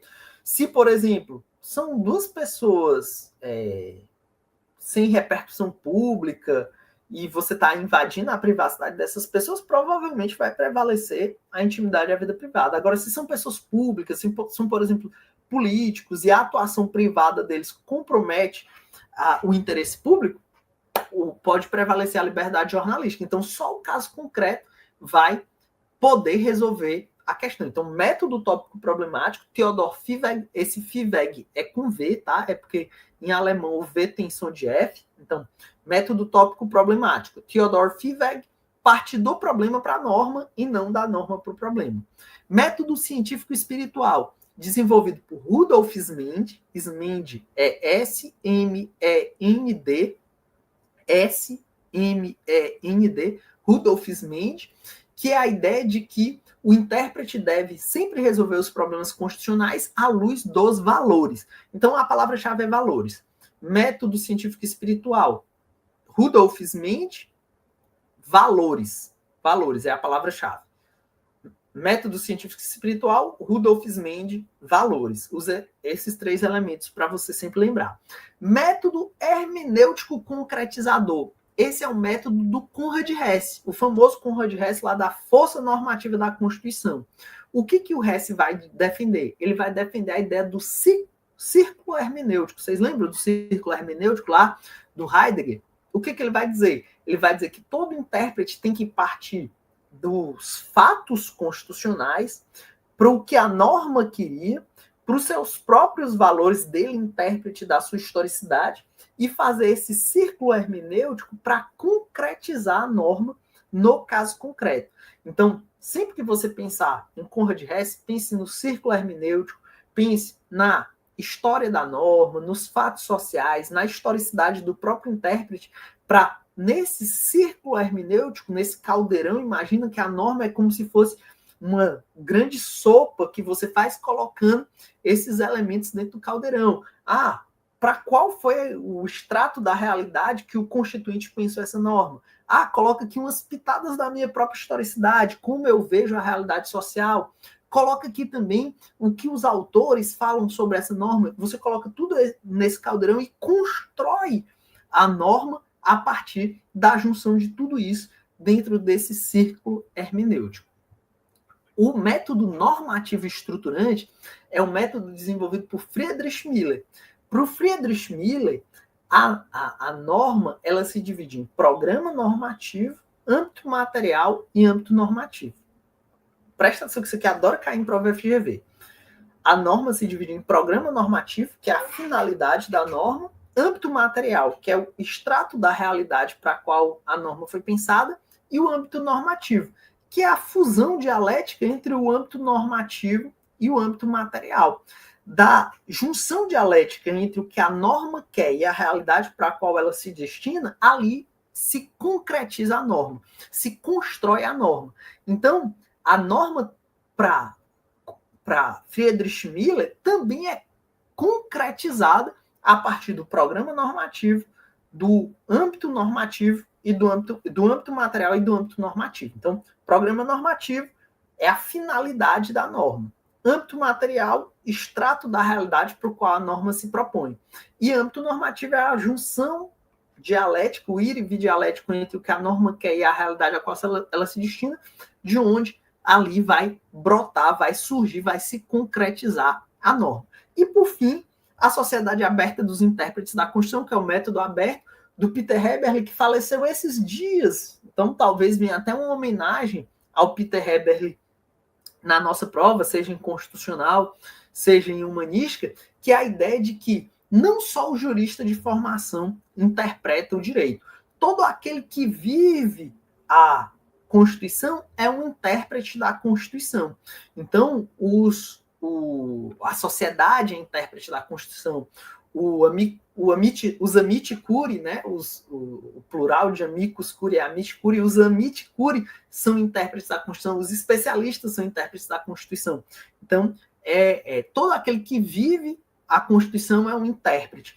Então, a incorporação, que eu já falei hoje aqui, quando eu citei a legitimidade do direito, em Habermas, né, aquele momento Cora Coralina, né, onde a cobra morde o próprio rabo. Cora Coralina, o livro da Raquel de Queiroz. Estou fechando a última aposta de humanística e fazendo uma conexão com a primeira aposta de humanística. A legitimidade do direito em Habermas, que a gente disse que fez com que surgissem métodos de abertura do processo de interpretação constitucional para participação social, por audiências públicas, por amici curiae, por oitiva de especialistas, isso também é uma forma de sociedade aberta dos intérpretes da Constituição. Então, Habermas e Heberle, não confundir os dois, o Habermas e o Heberle, eles dialogam muito nesse ponto. A gente pode até dizer que Heberle que teve alguma influência do pensamento de Habermas para buscar essa abertura do processo de hermenêutica constitucional. Vos pergunto para vocês, alguma dúvida sobre as nossas apostas de humanística? Se tiverem dúvida, pode mandar, que eu estou aqui para responder. Show! Então vamos para as nossas apostas de direitos humanos, certo? Apostas de direitos humanos. Apostas de direitos humanos. Minha primeira aposta de direitos humanos, interpretação dos direitos humanos. Tem alguns princípios da hermenêutica específica dos direitos humanos, tem alguns princípios da hermenêutica específica de direitos humanos que nos orientam a interpretar os tratados de direitos humanos. Primeiro, princípio da máxima efetividade. É a mesma lógica do direito constitucional. Você deve interpretar todos os direitos humanos de uma forma a garantir que eles transformem a realidade o máximo possível tal como eles se propuseram. Segundo, princípio pro homine. O que é o princípio pro homine? O princípio pro homine, ele vai dizer que se de uma norma de direitos humanos prevista num tratado internacional, eu tiver duas interpretações possíveis, uma melhor e uma não tão boa para o ser humano, eu sempre devo adotar a interpretação que é melhor para o ser humano. Por isso, pro homine. Então, se eu tenho mais de uma interpretação dos direitos humanos, sendo que uma delas é melhor, eu sempre devo escolher a interpretação mais benéfica para o ser humano. É o princípio pro homine. Interpretação autônoma. Esse é muito importante porque tem tudo a ver com direito internacional. E direitos humanos é direito internacional. É um braço do direito internacional que ganhou autonomia. O princípio da interpretação autônoma diz o seguinte: eu tenho que interpretar os termos dos tratados de direitos humanos tal como eles são compreendidos na órbita internacional. O que isso significa? Significa o seguinte: significa que se a palavra lei, por exemplo, no meu país tem um significado bem diferente do que no âmbito internacional se entende por lei. Eu devo interpretar a lei não como se compreende no meu país, mas como se compreende no âmbito internacional, certo? Como se compreende no âmbito internacional. Então, interpretação autônoma eu devo interpretar os tratados de direitos humanos tal como os termos são compreendidos no âmbito internacional e não no âmbito interno de cada país. Interpretação evolutiva é a mesma lógica da interpretação evolutiva do direito interno, ou seja, à medida em que a sociedade evolui, a compreensão dos termos tem que evoluir no sentido de acompanhar a sociedade. Por exemplo, o que se entendia por família na consagração da Convenção Americana dos Direitos Humanos evoluiu. Hoje em dia, os modelos de família são muito mais plurais. Então, se quando a CAD foi criada, a compreensão de família, digamos, era heteronormativa, se a sociedade hoje é mais plural nesse sentido, ela vai também evoluir para acompanhar esse sentido de família. E foi basicamente isso que a Corte Interamericana de Direitos Humanos disse, por exemplo, na opinião consultiva 24, que disse que as famílias homoafetivas também são família nos termos da CAD. Norma mais favorável ao indivíduo. Importante aqui, tem autores que não fazem diferença entre pro-homem e norma mais favorável, então pode ser que a prova trate indistintamente. Mas há autores que fazem, eu particularmente faço. O que é norma mais favorável? E qual a diferença do pro-homem? A norma mais favorável eu tenho duas normas, um é melhor, outro é pior para o ser humano. Eu devo escolher a que é melhor para o ser humano. Qual é a diferença da norma mais favorável para pro-homem? Na pro-homem só tem uma norma, e dessa norma tem dois sentidos possíveis. Eu escolho o sentido que é melhor para o ser humano. Na norma mais favorável, eu tenho duas normas. Um é melhor, outro é pior. Eu tenho que escolher a que é melhor. Então, norma mais favorável, duas normas, escolha a melhor. Pro-homem, uma norma, dois sentidos, escolha o sentido melhor. Só isso. E vedação ao retrocesso, que você vai encontrar como efeito cliquet, reação retrógrada, efeito catraca, vedação ao retrocesso.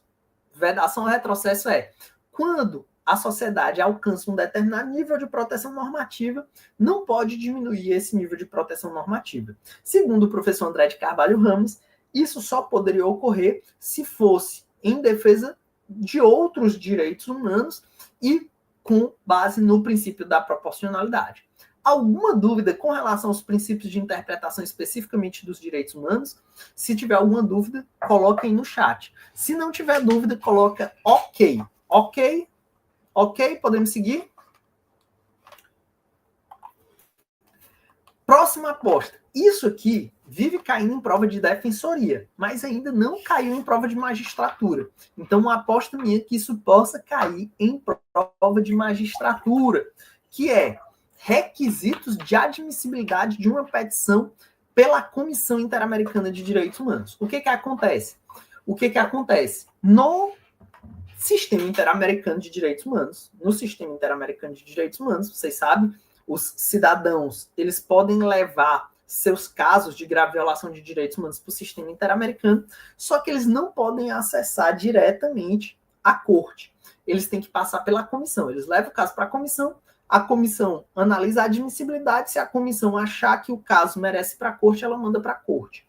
Quais são os requisitos que a comissão avalia e a corte depois avalia também, né? Os dois órgãos avaliam. Primeiro, esgotamento dos recursos internos. O que é o esgotamento dos recursos internos?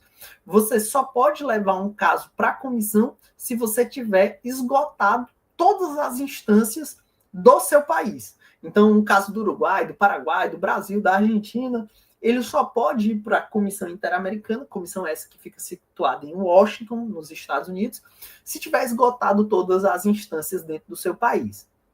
Segundo, a apresentação diante da comissão tem que se dar num prazo de 6 meses da notificação do trânsito em julgado, ou seja, da notificação que o caso se esgotou no âmbito interno do país. Mas o item A e o item B, e é isso que vai cair na sua prova, esses dois primeiros requisitos, eles são flexibilizáveis. Eles podem ser flexibilizados. Quando A legislação interna não garantiu o devido processo legal. Quando houve uma demora injustificada do processo, quando a pessoa sofreu ameaça, foi impedido de usar todos os recursos internos, quando não houve acesso à jurisdição, não te deixaram sequer ir no judiciário, porque imagina, é grave violação de direitos humanos. Então imagina, você sofreu violência policial, grave, sei lá, molestaram teu corpo das formas mais abusivas possíveis, mais inimagináveis. E disseram, se tu for pro judiciário, cara, eu te mato, mata a tua família, mata teus filhos. Você vai no judiciário? Você não vai, né? Um dia, quem sabe, talvez, se você tiver condições de levar o caso para a corte, você leva. Mas, se você foi impossibilitado de ir ao judiciário, se você foi impossibilitado de usar o devido processo legal, se você foi impossibilitado de usar todos os recursos internos, não vai transitar em julgado, então não vai ter o prazo de 6 meses, e não vai ter o esgotamento dos recursos internos. A grande maioria dos casos do Brasil na Corte Interamericana, por exemplo, vai sem o esgotamento dos recursos internos. Por quê? Porque o judiciário brasileiro demora muito. O caso Maria da Penha, por exemplo, que não chegou à corte, mas foi um caso de comissão interamericana. Isso por si já é uma aposta para a sua prova. O caso Maria da Penha não foi um caso julgado pela Corte Interamericana, foi um caso que foi resolvido ao nível da comissão, porque a comissão pode fazer a resolução extrajudicial, ou seja, sem levar para a corte. O caso de Maria da Penha foi porque ia prescrever as agressões do ex-companheiro da Penha, iam prescrever, e o judiciário cearense aqui do Ceará não resolvia a história. Então, foi sem o esgotamento dos recursos internos, foi sem o prazo de 6 meses da notificação do trânsito em julgado. Por quê? Porque simplesmente, se fosse esperar transitar em julgado, ia ficar na impunidade, ele não ia mais poder ser punido. Então, o esgotamento dos recursos internos e o prazo de 6 meses a contar do trânsito em julgado, eles podem ser afastados se houver essa situação de abuso no âmbito do país. Ou seja, se não for garantido o devido processo legal, se o peticionante não teve acesso à jurisdição ou aos recursos da jurisdição interna, ou ele foi impedido de acessá-los, ou houve demora injustificada. No caso do Brasil, esses dois requisitos normalmente são afastados por conta da demora, da irrazoabilidade do tempo.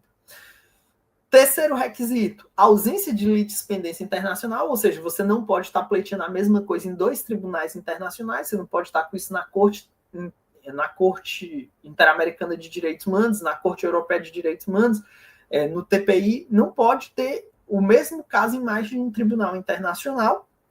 E os requisitos formais, nome, nacionalidade, profissão, domicílio, assinatura da pessoa, das pessoas ou dos representantes legais.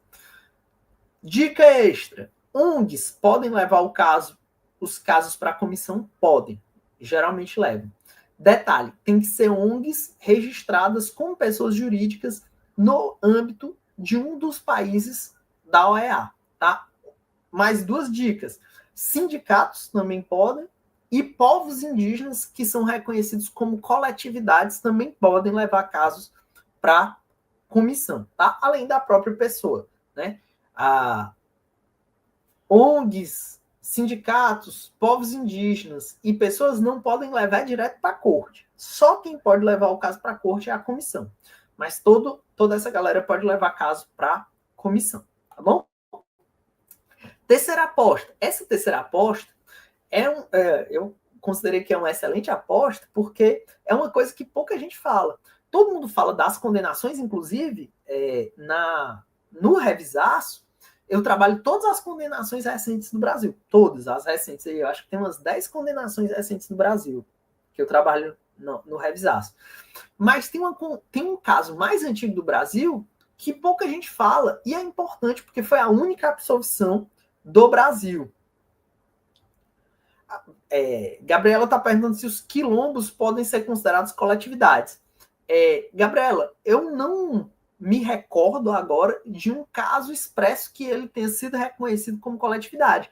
Mas como a lógica dos povos indígenas é a mesma lógica dos quilombos como povos originários por conta da OIT 169, a gente pode dizer que sim, sem quebrar muita cabeça, sem esquentar muito com isso, porque são povos originários.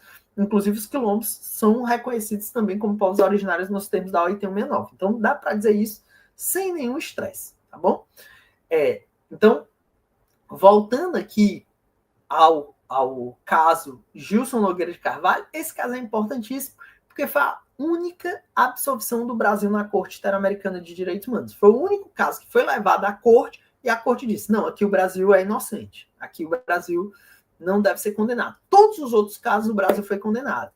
Então, no caso Gilson Nogueira de Carvalho, a Corte Interamericana de Direitos Humanos, analisando o acervo fático que contornava o caso, entendeu que não ficou provado que o Estado brasileiro foi omisso na investigação dos fatos.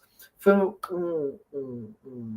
um crime contra a vida do Gilson Nogueira de Carvalho, que era um trabalhador rural sem terra, e o Brasil não foi condenado nesse caso porque os responsáveis foram pronunciados para julgamento no tribunal do júri. Então, como eles já iam ser julgados pelo júri, o que a corte disse? A corte disse, o Brasil não está sendo omisso aqui, o Brasil está buscando responsabilizar os criminosos no caso de Gilson Nogueira de Carvalho. Então, esse foi o único caso em que o Brasil foi absolvido.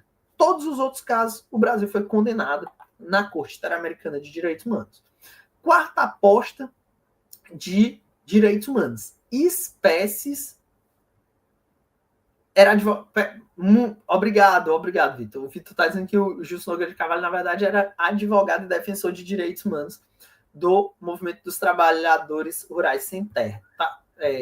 Obrigado, Vitor, aí pela correção. Tá? Racismo estrutural e racismo institucional. Perdão, racismo, modalidades de racismo. É a nossa quarta aposta. Modalidades de racismo, certo? Modalidades de racismo.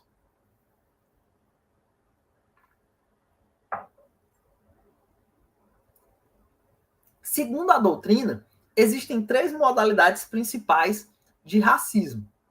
Essas 3 modalidades principais de racismo são o racismo individual, o racismo institucional e o racismo estrutural.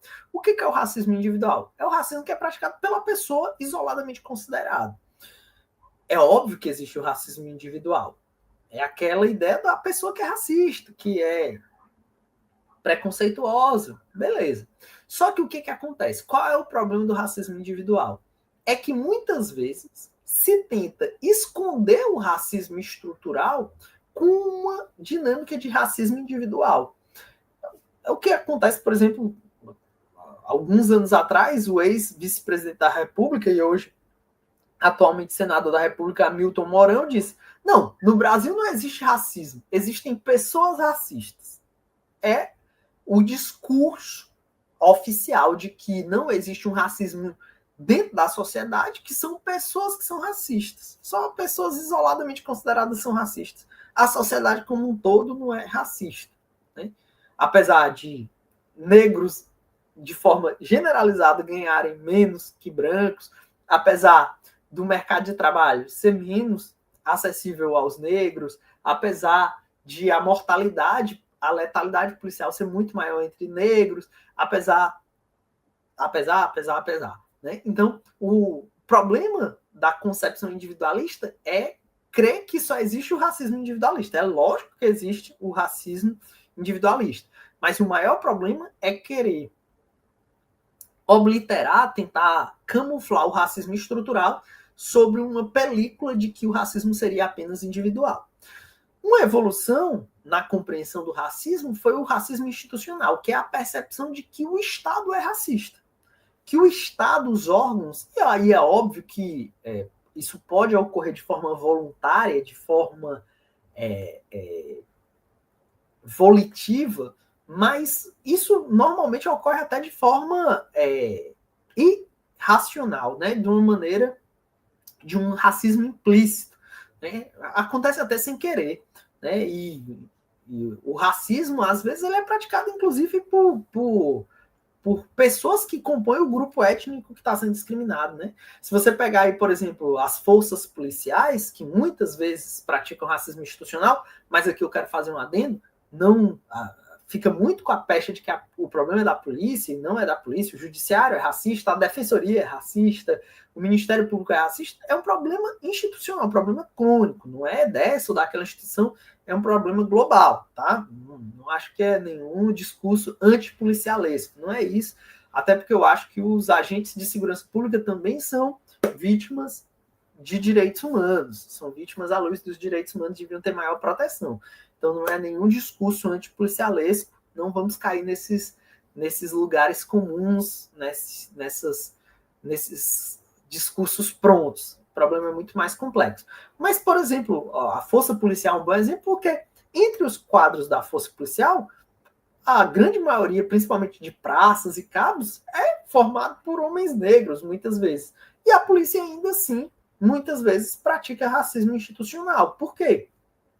Eu tenho amigos negros, inclusive, tem um amigo negro em particular que escreveu um livro, tá por aqui o livro dele, não vai dar para vocês verem, mas um livro sobre constitucionalismo negro, que ele disse, cara, eu uma vez estava andando de skate no meu bairro e sofri um baculejo do meu tio, que era policial militar, o irmão do meu pai. O cara sabia quem eu era, me deu um baculejo porque estava na frente dos outros colegas policiais militares.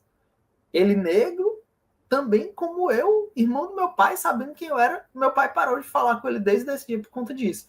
Então perceba, é uma prática institucionalizada aqui no meu bairro, que é um bairro nobre de Fortaleza, tem um carro da polícia que passa rodando o tempo todo, mas eu nunca vi ele parar ninguém. Nunca vi ele parar ninguém. Nunca vi ele fazer um baculejo nos filhos da elite, que são os filhos aqui das pessoas do meu prédio, e as minhas próprias filhas também vão se enquadrar dentro desse contexto. Então, ele está aqui rodando o tempo todo, mas ele nunca parou ninguém, né? Pelo menos não as pessoas com o nosso perfil étnico aqui. Agora, como é que é na periferia? É óbvio que na periferia o tratamento é diferente, né? Isso é racismo institucional. Os vieses raciais, eles interferem muito no judiciário, né? A defensoria, por exemplo, a defensoria, ela acaba praticando racismo institucional também muitas vezes, porque muitas vezes não chega até essas populações. Não deixa de ser um racismo institucionalizado. Então, o racismo institucionalizado é a prática do racismo nas instituições. E o que é o racismo estrutural? O racismo estrutural é quando a sociedade como um todo, para além da dimensão institucional, a sociedade como um todo naturaliza o racismo. Então, o racismo estrutural é uma concepção evoluída em relação ao racismo institucional. O racismo estrutural não nega que há o racismo individual, não nega que há o racismo institucional, mas ele traz um elemento a mais, que é a normalização. Então, quando a gente abre um jornal e tem lá um jovem negro na capa e diz assim, traficante fulano de tal é pego com droga, e no outro dia sai uma outra reportagem assim, estudante de direito é preso com droga, e o estudante de direito, curiosamente, é branco, e o traficante é negro, a gente trata isso como se fosse uma coisa normal, quando é nitidamente uma forma de racismo.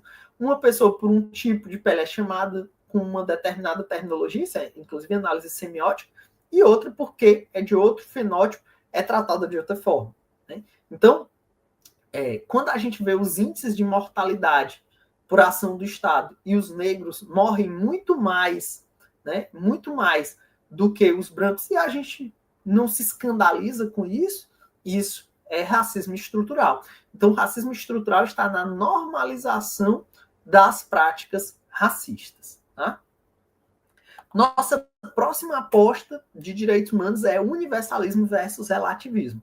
Quais são essas compreensões? São duas grandes correntes que existem na teoria dos direitos humanos.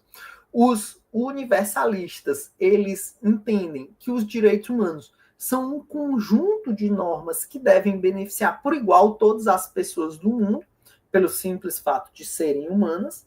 Só que os relativistas, eles se contrapõem a isso, dizendo que esse discurso universalista, por trás de si, muitas vezes esconde um discurso imperialista dos direitos humanos. Um discurso que é ocidental, que é capitalista, que é heteronormativo, que é branco, que tem uma visão de mundo e quer espalhar essa visão de mundo para o resto do planeta. Inclusive para culturas diferentes, que têm uma visão de mundo diferente, têm uma visão religiosa diferente, têm uma visão cultural diferente. Então, os universalistas, eles defendem que há um determinado grupo de direitos que são possíveis de serem expandidos para todos os sujeitos em qualquer lugar do mundo, enquanto que os relativistas entendem que é necessário fazer clivagens, recortes culturais, que não dá para dizer quais são esses direitos humanos a priori e querer impor eles para todos os seres humanos em qualquer lugar do mundo. Nossa próxima aposta é conflitos entre direitos humanos. Se duas normas de direitos humanos são antagônicas, como resolver? Segundo o professor André de Carvalho Ramos, existem duas formas de resolver isso. A teoria interna dos direitos humanos, vai dizer que eu devo olhar para a norma de direitos humanos e buscar dentro da própria norma mecanismos de resolver esse conflito. Então, digamos que o exemplo da casa, de novo, a casa é asilo inviolável, nela não poder ninguém adentrar salvo durante o dia com mandato judicial, ou à noite em caso de flagrante delito, ou para prestar socorro em situação de urgência. A própria norma diz quando é que o direito ele pode ser transigido durante o dia, com mandato judicial, e durante a noite para prestar socorro em caso de flagrante delito. Você olha para a própria norma, interno da norma, e nela você vai achar os limites que vão balizar a sua transigência. Já para a teoria externa, você pode fazer ponderações da norma com outras normas. Então, para a teoria interna, você acha dentro da própria norma de direitos humanos os limites da sua ponderação. Já para a teoria externa, você pode ponderar uma norma com outras normas. Então, a teoria externa se vale da proporcionalidade, lá com adequação, necessidade de proporcionalidade em sentido estrito, para ponderar uma norma com outras normas e assim resolver problema de direitos humanos. Dúvidas? Dúvidas até aqui ou tudo ok? Se tiver tudo ok, diga um ok aí para mim. Estamos acabando, galera. Não saiam não vamos diminuir a audiência não, que está acabando. Só faltam 4 apostas.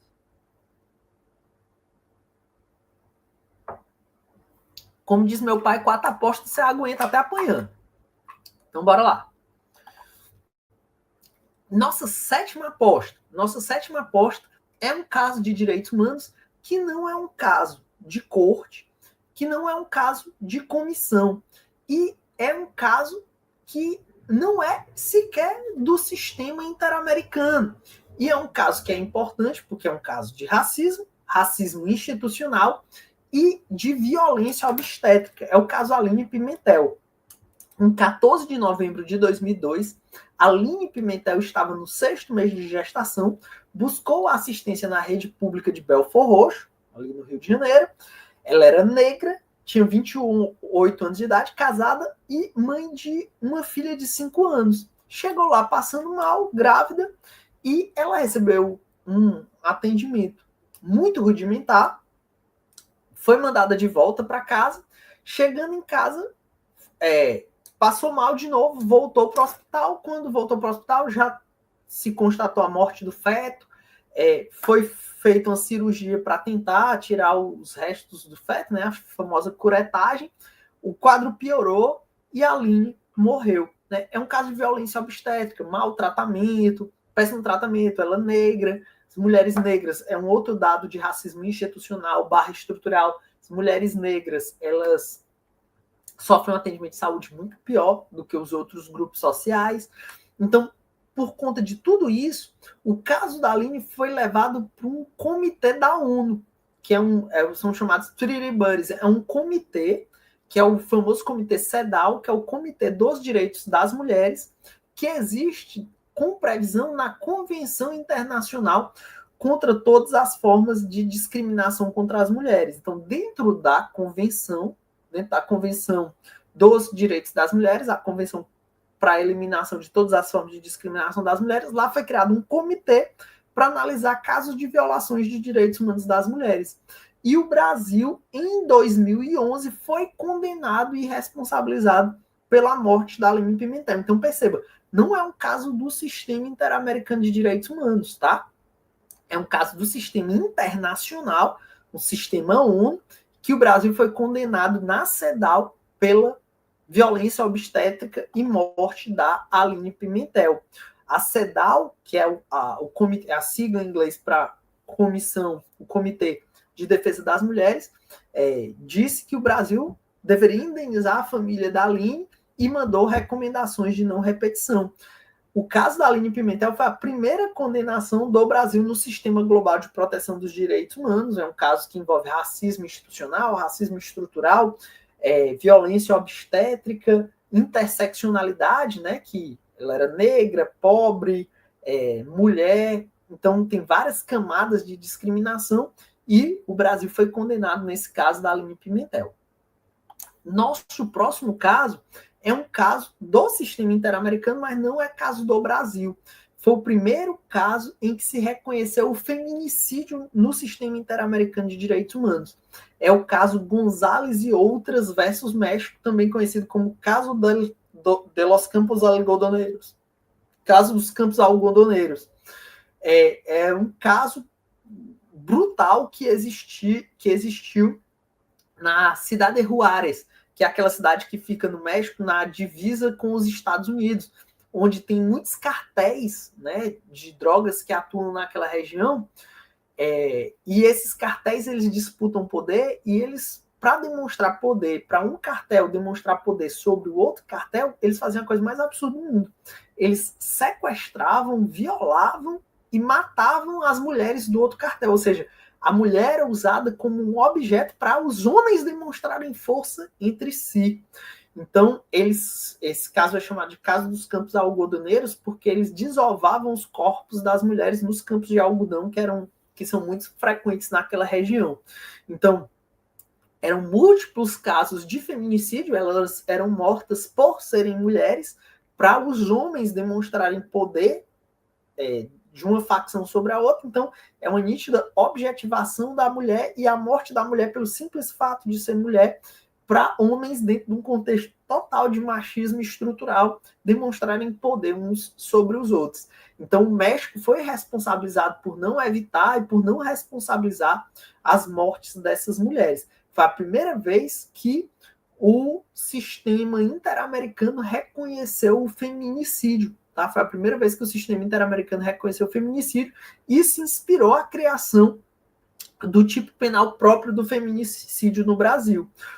Aí fica a pergunta, o Brasil já tem algum caso em que o Brasil foi condenado por feminicídio na Corte Interamericana de Direitos Humanos? Porque esse caso é do México, o caso González. Mas o Brasil tem. O caso Márcia Barbosa, certo? O caso Márcia Barbosa, que foi um caso da Paraíba, em que uma mulher foi morta pelo seu companheiro, que, na verdade, ela tinha um relacionamento extraconjugal com ele era casado, ela tinha um relacionamento com ele, e ele era deputado estadual, e por conta da interpretação que se tinha à época das imunidades, ele passou anos sem ser julgado, e quando foi julgado, no tribunal do júri, ela teve a sua imagem assim devassada, criticada, humilhada, a vítima humilhada por ser mulher, por estar nesse relacionamento e tal. E foi assim, uma coisa deplorável. Então, o Brasil foi condenado nesse caso por feminicídio da Márcia Barbosa. Então, pode ser que apareça uma questão só sobre o caso González ou relacionando o caso González com o caso Márcia. Tá? Nossa próxima aposta, que já é a penúltima aposta, é o caso Artávia Murillo e outros versus Costa Rica. Esse é um caso importante, porque é um caso que envolve pesquisas, na verdade, a fertilização in vitro, né? A fertilização in vitro. Para mim, que tem uma filha que é uma filha de fertilização in vitro, esse caso aqui, ele é bem importante. Porque o que é o caso Artávia Murillo? Foi um caso em que a Costa Rica proibiu a realização de pesquisas para a realização da fertilização in vitro, né? Com base na ideia do direito à vida, né? Aquelas concepções mais religiosas de vida, que acha que a mera junção do óvulo com o espermatozoide já faz surgir vida ali, né? Então, a mera criação de um embrião já geraria vida. E isso é bastante problemático no cenário da fertilização in vitro. Por quê? Porque às vezes você fertiliza vários embriões e nem todos os embriões vão ser usados. Por quê? porque tem alguns embriões que têm uma qualidade melhor que as outras. E aí você no caso o médico, ele só implanta aqueles embriões que ele acha mais viáveis. E os outros? Os outros são descartados, muitas vezes ou destinados para pesquisas com células-tronco. Então, como há esse descarte de óvulos fecundados, ou no caso de embriões, a Costa Rica proibiu a fertilização in vitro. E a Corte Interamericana de Direitos Humanos diz que essa proibição da realização de fertilização in vitro viola os direitos reprodutivos da mulher como direitos da sua personalidade. Então, para a Corte Interamericana de Direitos Humanos, essa decisão violou o direito à liberdade pessoal e à vida privada, que inclui a autonomia reprodutiva e os serviços de saúde reprodutiva das mulheres. As mulheres têm o direito da sua autodeterminação para querer, inclusive na rede pública, ter acesso à fertilização in vitro para gerar filhos. Então, a prática de proibir a fertilização in vitro da Costa Rica foi julgada inconvencional. Isso dialoga com a DI 3510 do STF, que foi o caso que julgou constitucional a lei das pesquisas com células-tronco, né, que justamente diz que era possível a fertilização in vitro também no Brasil e a destinação das células dos embriões não utilizados para pesquisas com célula-tronco no Brasil. E a nossa 10ª e última aposta é a Convenção Interamericana sobre o Racismo e Outras Formas de Discriminação. Essa convenção é a 4ª convenção, o 4º tratado a integrar o bloco de constitucionalidade no Brasil. Vocês devem lembrar que nós temos lá o artigo 5º, parágrafo 3º, que diz que todos os tratados internacionais de direitos humanos incorporados na forma de emenda à Constituição integram o bloco de constitucionalidade no Brasil. São 4 tratados que já estão nessa situação. A Convenção de Nova York, Convenção sobre os Direitos da Pessoa com Deficiência, seu protocolo facultativo. Às vezes as pessoas tratam isso aqui como se fosse uma coisa só. Protocolo facultativo é um outro tratado. Não é porque foi aprovado na mesma data que o tratado principal que deixa de ser um outro tratado, tá? Então são 4. A Convenção de Nova York, seu protocolo facultativo, o Tratado de Marrakech, que cuida do acesso de pessoas cegas a obras literárias, e a Convenção Interamericana sobre o Racismo e Outras Formas de Discriminação. Então já são 4 os tratados incorporados com o rito de emenda à Constituição. O que tem de importante aqui? Primeiro, eu recomendo a leitura, tá? Recomendo a leitura do tratado. Mas, primeiro, traz a teoria do impacto desproporcional. O que é a teoria do impacto desproporcional? A teoria do impacto desproporcional é a ideia de que, aparentemente, ações que são neutras à raça podem ser discriminatórias, né? O caso clássico sobre isso é o caso Duke Power Company, um caso lá dos Estados Unidos, que pregava trabalhadores braçais e para eles promoverem dentro da empresa eles tinham que fazer uma prova de conhecimentos gerais. E aí se dizia, mas prova de conhecimento geral é irrelevante a raça da pessoa. Se a pessoa vai bem na prova, ela passa. Só que era na época da segregação racial, em que as escolas dos negros eram infinitamente piores que as escolas dos brancos. Então, fazia uma prova de conhecimento que você sabia que os negros iam se sair piores porque eles tiveram piores condições de estudo.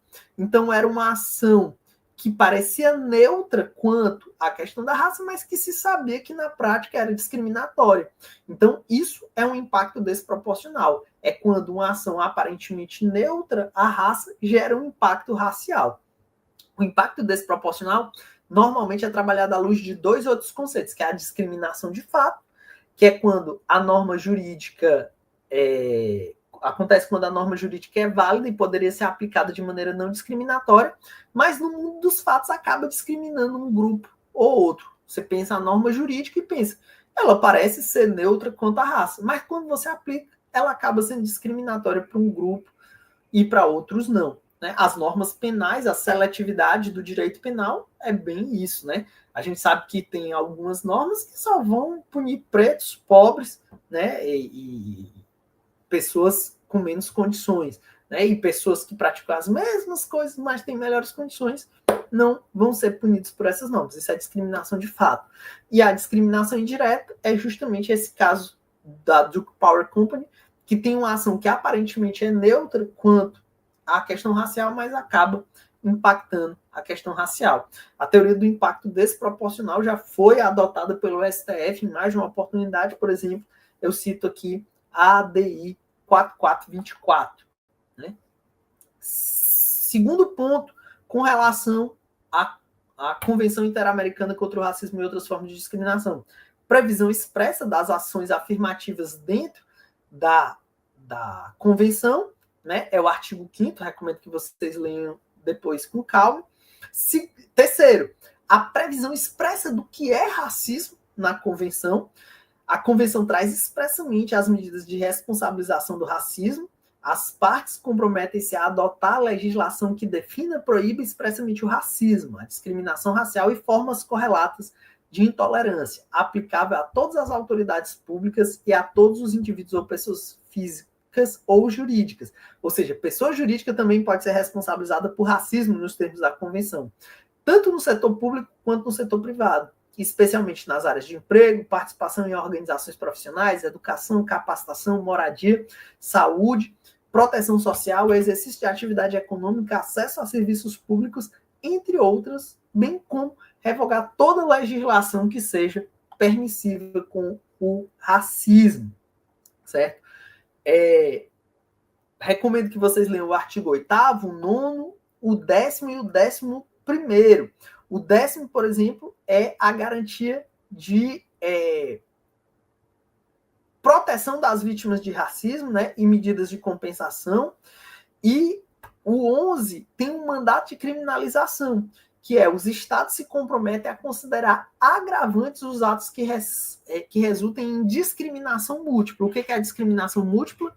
É justamente quando há interseccionalidade, quando há racismo junto com sexismo, com homofobia e tudo mais que for forma discriminatória correlata. Dito isso, acreditem ou não, nós concluímos, acabou. Eu não consegui cumprir o que eu disse para vocês, que seria 1 hora com todas as apostas, acabou sendo quase 2 horas de apostas, mas espero que vocês tenham gostado. Se você gostou, coloca aí que gostou, preciso saber que valeu a pena aqui nessa terça-feira à noite, quase 2 horas de trabalho, né, para compensar a terça-feira passada que eu não fiz live, né? Voltei aqui com um gás total, 2 horas de live. Me diga aí se você gostou, é importante a gente saber. E aí, eu só queria reforçar muito fortemente com vocês que, galera, não percam o nosso acesso total vitalício, galera. Não percam. Galera, abração, feliz demais por ter tido tantos e tantas de vocês aqui comigo. Lembre, segunda-feira, 8 horas, vamos ter questões recorríveis do Enem, né? E na terça, preparação pré-edital para o Enem 2026.1. Vejo vocês semana que vem e fiquem atentos às redes sociais minhas e do Ouze para novas informações sobre a Black, sobre lives, porque semana que vem vão ser 3 lives. Estou avisando já para vocês. Valeu. Tchau, tchau. Abração.